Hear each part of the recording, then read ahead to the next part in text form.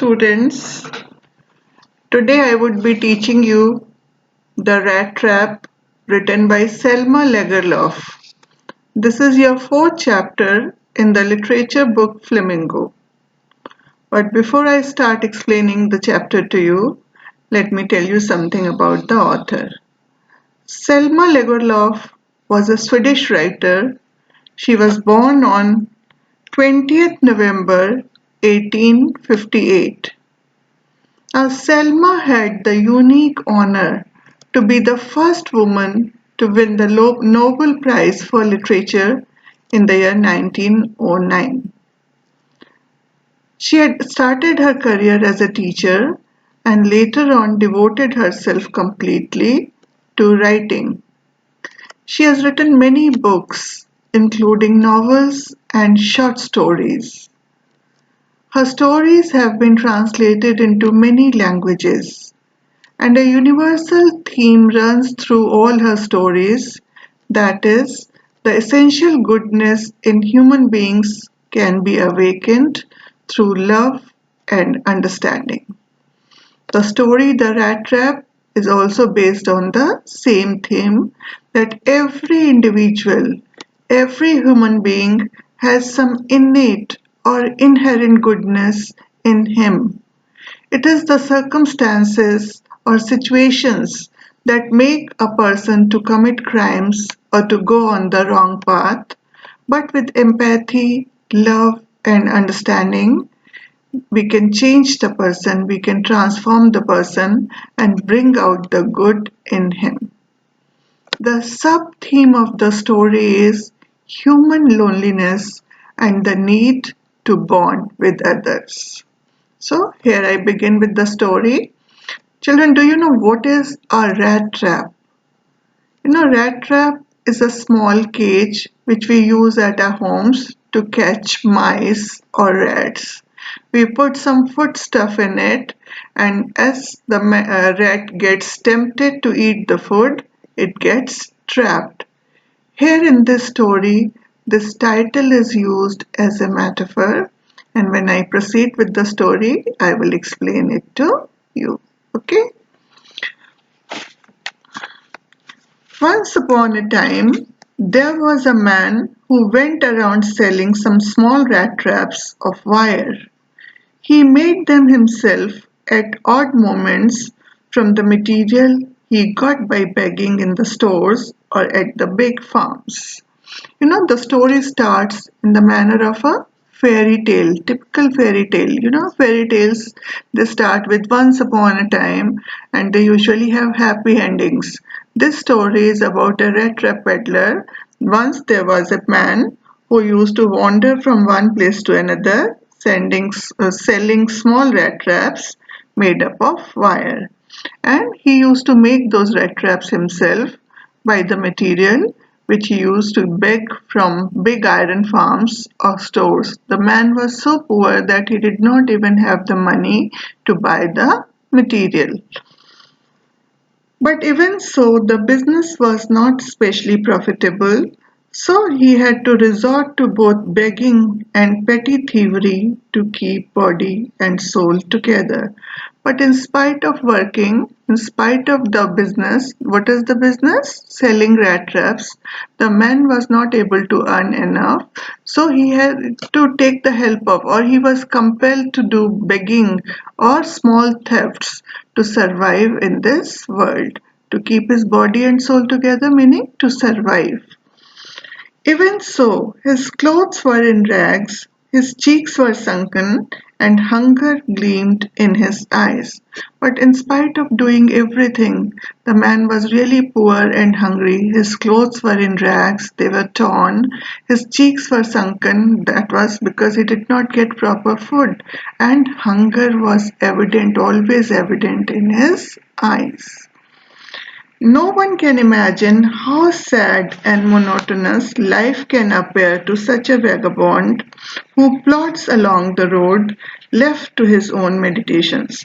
Now we cannot even imagine how sad and monotonous, boring and miserable life can be to such a vagabond Vagabond is a homeless person who does not have a permanent home. So he was a poor vagabond, he was a poor homeless person who used to go from one place to another, and while going or walking, he was always lost in his own thoughts. But one day this man had fallen into a line of thought which really seemed to him entertaining. He had naturally been thinking of his rat traps when suddenly he was struck by the idea that the whole world about him, the whole world with its lands and seas, its cities and villages, was nothing but a big rat trap. So one day while he was walking, since he was a rat trap peddler, he was naturally thinking about his rat traps, and suddenly an idea struck his mind. Suddenly he philosophized that this whole world is like a big rat trap with its cities and villages and rivers.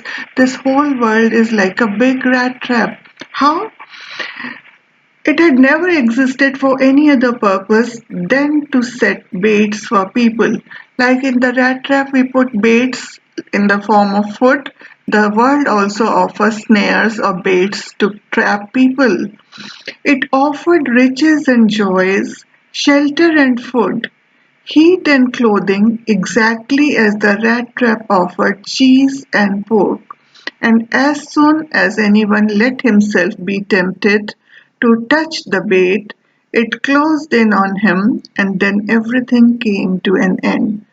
The writer says that the world offers riches and joys, money, happiness, good food, shelter, and all the luxuries as baits, as snares.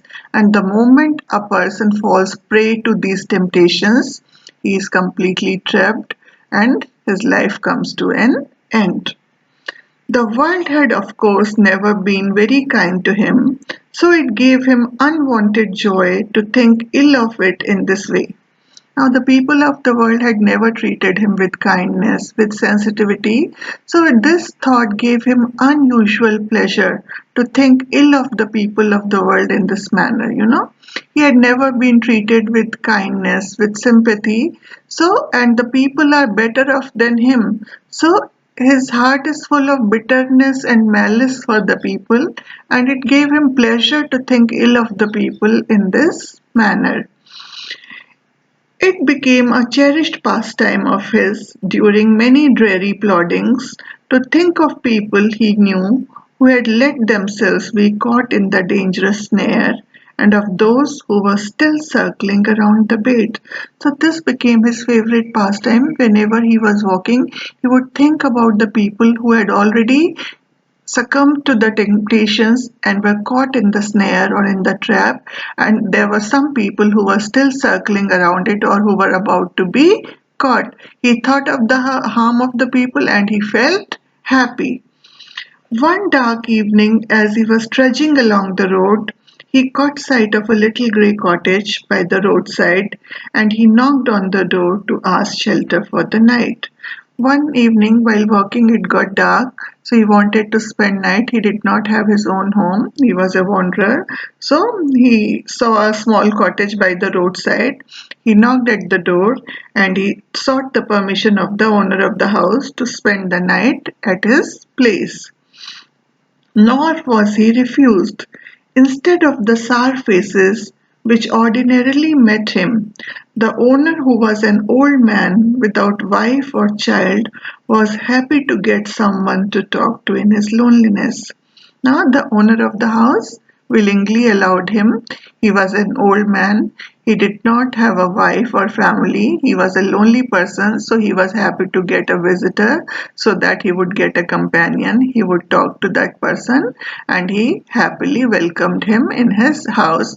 Ordinarily, he used to see the sour faces of the people, angry faces of the people, rude faces of the people, but here the response he got was quite surprising for him. Immediately he put the porridge pot on the fire and gave him supper.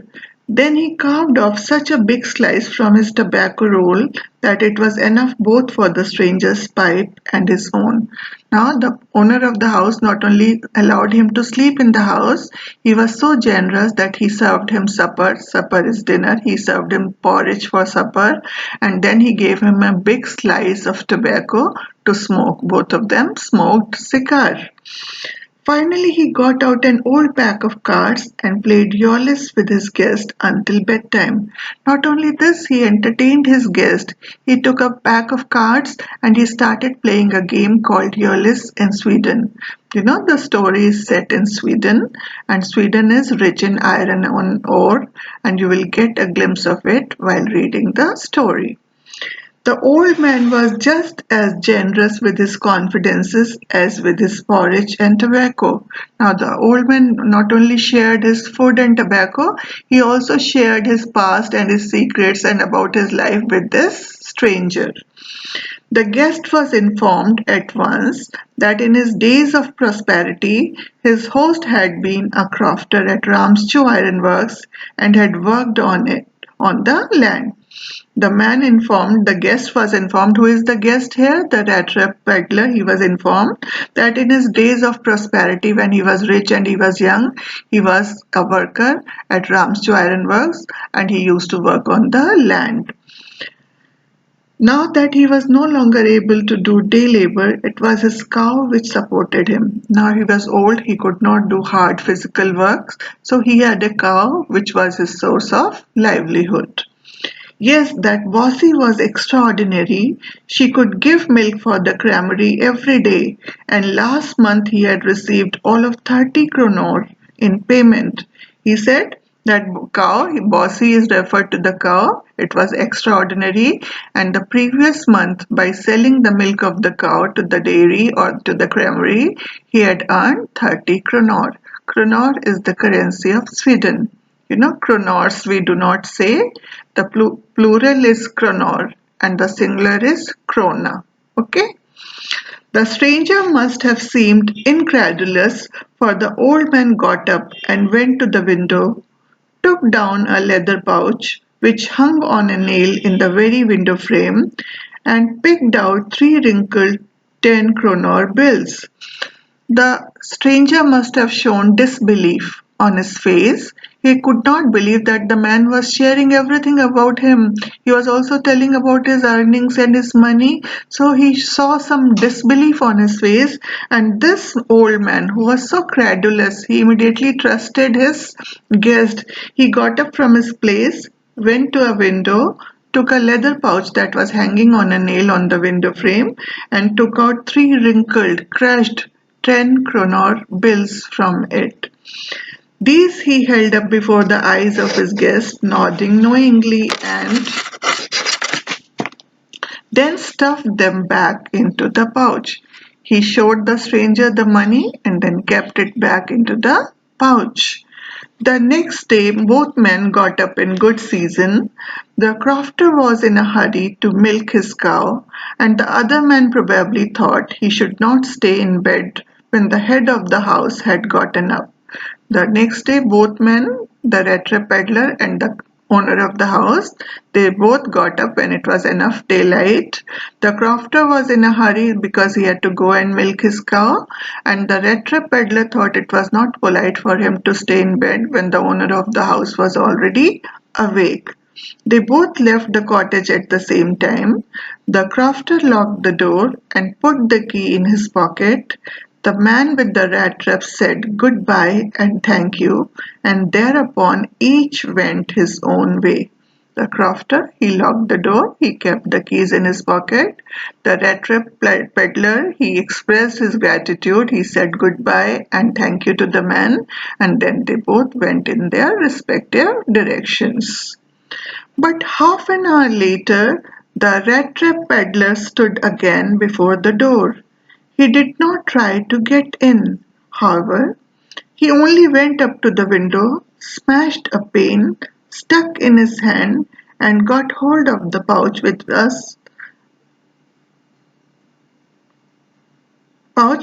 30 kronor. But half an hour later, the rat peddler, now he himself is going to fall prey to the temptation. What is the temptation? The 30 kroner, which the man had shown him. So he did not go on his way. Half an hour later, he returned. He did not try to enter the house. Rather, what did he do? He smashed the window pane. He broke the window pane, put his hand inside. He took the pouch which was hanging on the window frame and which had the money in it. He took the money and thrust it into his own pocket. Then he hung the leather pouch very carefully back in its place and went away. So he stole the money, kept it in his pocket, and then hung the leather pouch back at its place, and then he went away from there. You know, the owner of the house, the crofter, treated him with so much kindness, generosity, and he was so hospitable to him. But in turn, what did he do? He betrayed his trust and he stole his money. As he walked along with the money in his pocket, he felt quite pleased with his smartness. In the beginning, after stealing the money, the rat peddler, he is feeling very happy how smartly he has stolen the money. And he is in the habit of doing petty thefts, so it was nothing unusual for him. He realized, of course, that at first he dared not continue on the public highway but must turn off the road into the woods. But he also realized that he should not walk on the public highway. There was a fear of being caught, so he must turn the way and enter through the woods. Woods are forests. During the first hours, this caused him no difficulty. Later in the day, it became worse, for it was a big and confusing forest which he had gotten into. Early in the morning, he did not face any problem, but later on, he realized that he had entered a very big and confusing forest. He tried to be sure to walk in a definite direction, but the paths twisted back and forth so strangely. He walked and walked without coming to the end of the wood, and finally he realized that he had only been walking around in the same part of the forest. The paths were so confusing, they were not going in a definite direction, so he continued to walk on a path, but every time after walking for a long time, he realized that he had been walking around the same area.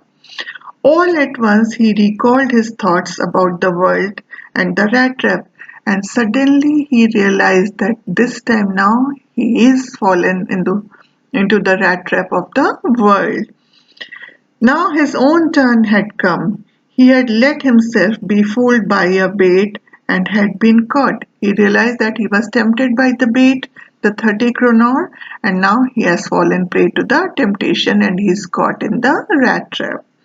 The whole forest, with its trunks and branches, its thickets and fallen logs, closed in upon him like an impenetrable prison from which he could never escape.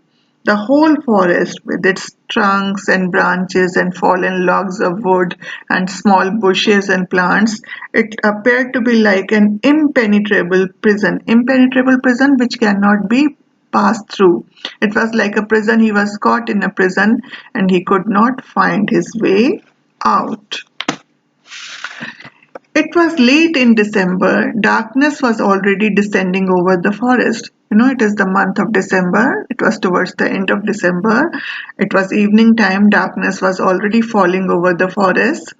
This increased the danger and increased also his gloom and despair. Now he is in a forest, so there was a risk to his life, and also he was feeling very sad and gloomy and dull.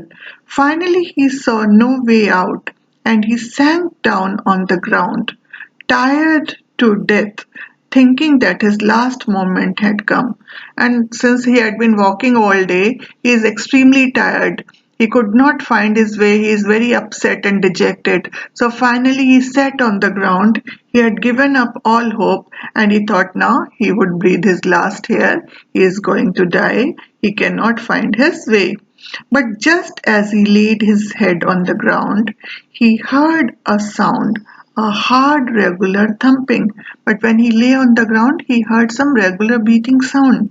There was no doubt as to what that was. He raised himself. Those are the hammer strokes from an iron mill, he thought.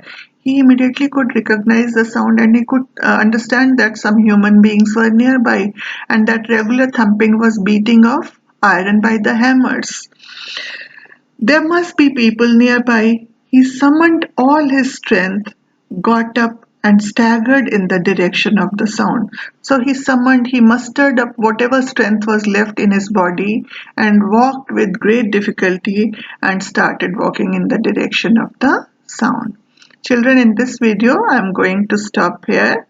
Hope you could understand it. In the next video, I will continue with the explanation. Thank you.